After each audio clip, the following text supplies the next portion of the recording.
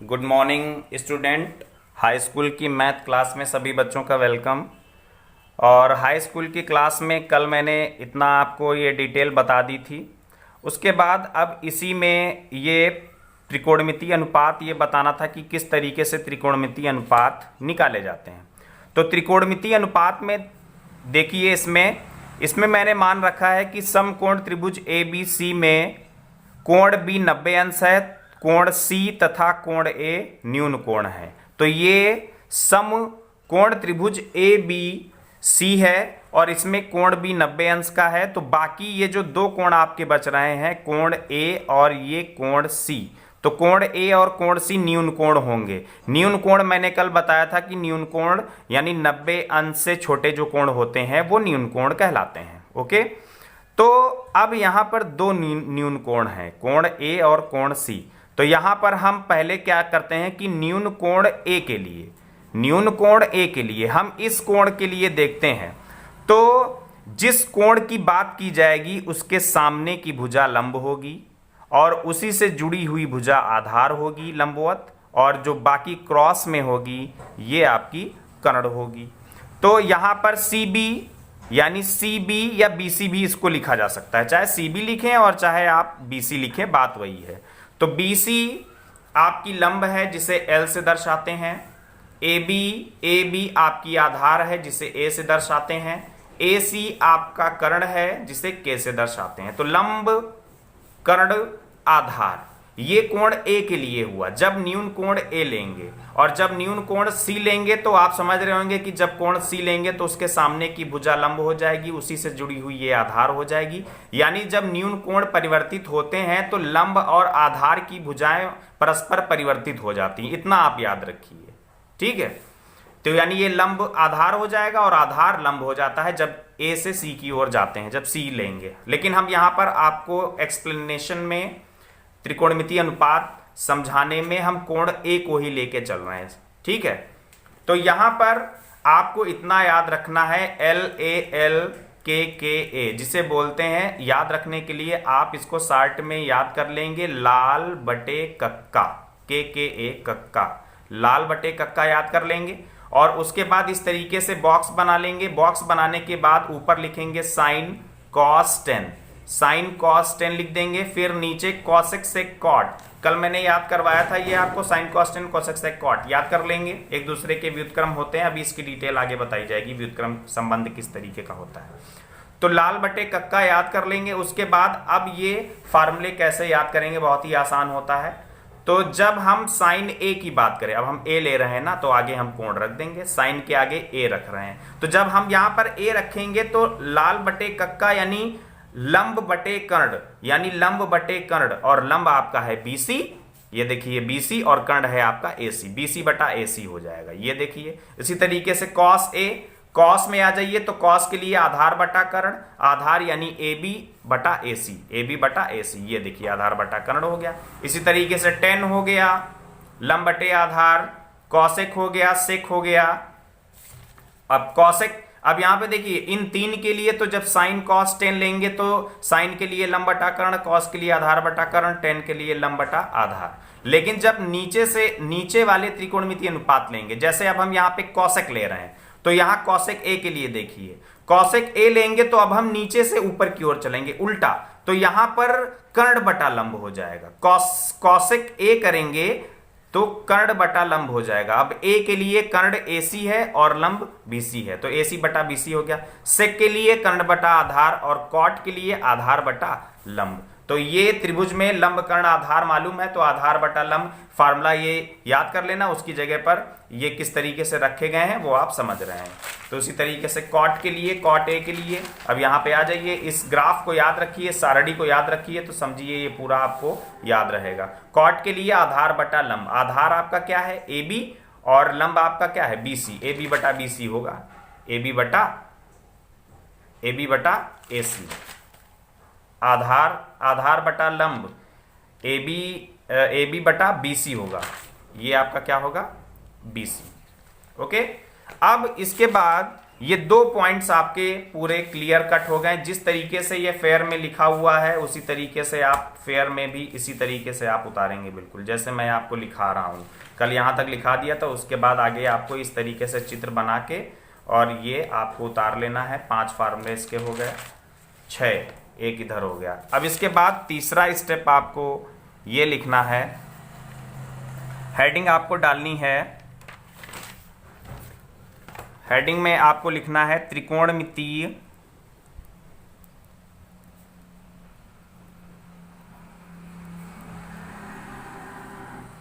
अनुपातों में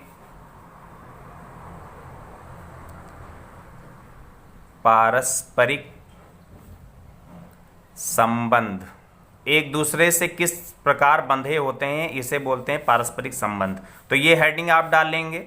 अब पारस्परिक संबंध के लिए आपको ये याद रखना है, ये जो मैंने सारणी बनाई थी इस सारणी को आप फिर से यहां पे लिख लेंगे। साइन, अगर अब हम यहां पे कोई एक न्यून कोण ले लेते हैं, एक ही जगह हम चलो कर देते हैं यहां पे, जैसे हम कर दें थीटा, मान ले थीटा कोण होता है, तो sine cos theta, tan theta, और इस तरीके से साइन, फिर उल्टा कॉसेक थीटा, सेक थीटा, और फिर कॉट थीटा। तो इसमें फार्मूले किस तरीके से बने हैं उसको आप देख लें। अब इसके अंतर्गत कई फार्मूले बने तो उनको रोमन अंकों में लिखेंगे। जैसे यहां पर आपको साइन थीटा दे दिया जाए तो साइन थीटा 1 कॉसेक थीटा लिख देंगे, क्योंकि साइन का अपोजिट व्युत्क्रम कॉसेक होता है, तो कॉसेक थीटा 1 कॉसेक थीटा। अब इसी में अगर हम कॉसेक थीटा पूछ लें तो तीर का निशान लगा के cosec theta is equal to, अब साइन का अपोजिट, साइन का व्युत्क्रम हो जाएगा 1 साइन हो जाएगा। इसी तरीके से दूसरा, अब यहां पे कॉस आ जाइए तो cos theta is equal to क्या लिखा जाएगा 1 सेक थीटा, तीर का निशान लगा के अगर सेक थीटा पूछ लिया जाए तो sec theta is equal to 1 cos theta, just opposite, यानी ये पलट देंगे तो ये पलट जाएगा। फिर इसके बाद तीसरा आ जाएगा आपका tan theta, tan theta is equal to 1 cot theta, और अगर इसी जगह पर तीर का निशान लगा के कॉट थीटा पूछा जाए तो 1 टेन थीटा। ये तो समझ रहे होंगे। अब इसी में एक फार्मूला, नया फार्मूला और बन जाता है, उसको आप याद रखेंगे। चौथा बन जाएगा आपका टेन थीटा। अगर केवल टेन थीटा को 1 कॉट थीटा भी लिख सकते हैं, या टेन थीटा को ये याद रखिए साइन थीटा बटे कॉस थीटा भी लिखा जा सकता है। और एक फार्मूला और इसी में बनेगा कॉट थीटा। आपको मालूम है कि कॉट थीटा टेन का व्युत्क्रम है, उल्टा है, तो यानी पलट जाएगा, यानी कॉट थीटा को लिख सकते हैं cos theta upon sine theta. तो ये 5 फार्मूले इसमें आपको याद रखने हैं। 5 में 3 में ये देखिए 2-2 करके हैं, किस तरीके से एक याद रखेंगे तो दूसरा पॉइंट आपको याद रहेगा। उसके बाद tan theta is equal to sine theta बटे कॉस थीटा, और cot theta is equal to sine theta बटे कॉस थीटा। ओके, उसके बाद फिर चौथा आप लिखेंगे त्रिकोणमितीय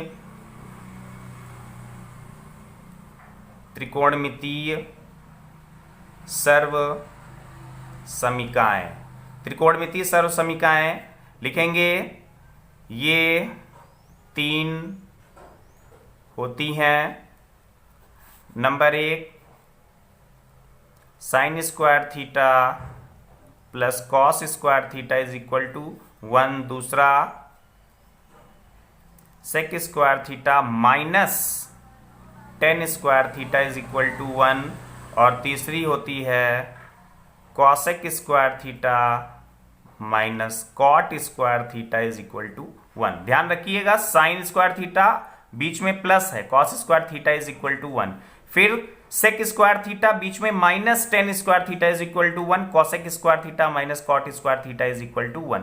ये सर्व समीकाएं त्रिकोणमितीय अनुपातों से मिलकर बनी हुई हैं, तो इन तीनों को आपको याद रखना है।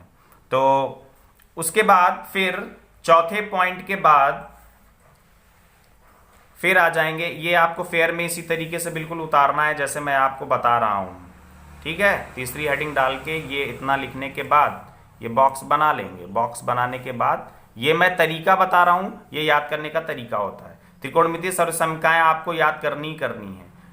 ये त्रिकोणमितीय अनुपात है। थीटा का मतलब अगर यहां पर जो कोण है वही कोण यहाँ पे होना चाहिए। जैसे साइन स्क्वायर 30 है तो प्लस कॉस स्क्वायर 30 होगा, तभी वो 1 होगा। अगर साइन स्क्वायर 30 है प्लस कॉस स्क्वायर 60 है तो वो बराबर 1 नहीं लिखा जा सकता। यानी थीटा दोनों में समान होने चाहिए, कोण समान होने चाहिए, इतना ध्यान रखिएगा सर्वसमीका में। फिर उसके बाद चौथे पॉइंट के बाद फिर ये इधर मैंने आपको समझाने के लिए बताया था, ये फेयर पे नहीं उतारना है। फिर आ जाएंगे आप पांचवें पॉइंट पे। पांचवें पॉइंट में आपको याद रखना है, एक आपने पढ़ा होगा पाइथागोरस प्रमेय, पढ़ा है ना?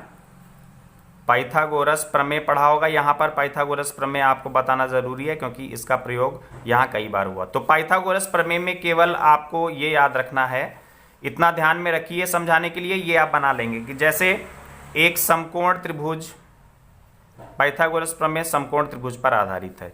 एक समकोण त्रिभुज ए बी सी में कोण बी बराबर 90,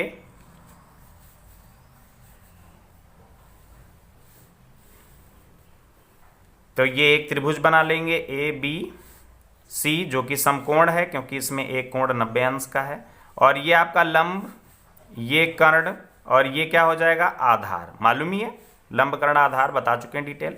तो इतना आपको याद रखना है, पाइथागोरस प्रमेय जो होती है वो कर्ण का वर्ग जो होता है वो लंब के वर्ग और आधार के वर्गों के योग के बराबर होता है। तो ये होती है पाइथागोरस प्रमेय। यानी पाइथागोरस प्रमेय में आपको याद रखना है कर्ण का वर्ग उस समकोण त्रिभुज के लंब के वर्ग और आधार के वर्ग के योग के बराबर होती है। तो ये होती है पाइथागोरस प्रमेय। तो यानी कर्ण मतलब क्या? AC स्क्वायर, AC कर्ण है, लंब क्या है? BC स्क्वायर बराबर BC स्क्वायर और प्लस AB स्क्वायर, और शॉर्ट में इसको लिख सकते हैं K स्क्वायर कर्ण square is equal to BC यानी लंब स्क्वायर और प्लस आधार स्क्वायर। याद रखने के लिए ये याद कर लो, कर्ण का वर्ग बराबर लंब का वर्ग प्लस आधार का वर्ग। तो ये होती है पाइथागोरस प्रमेय। इतना पढ़ने के बाद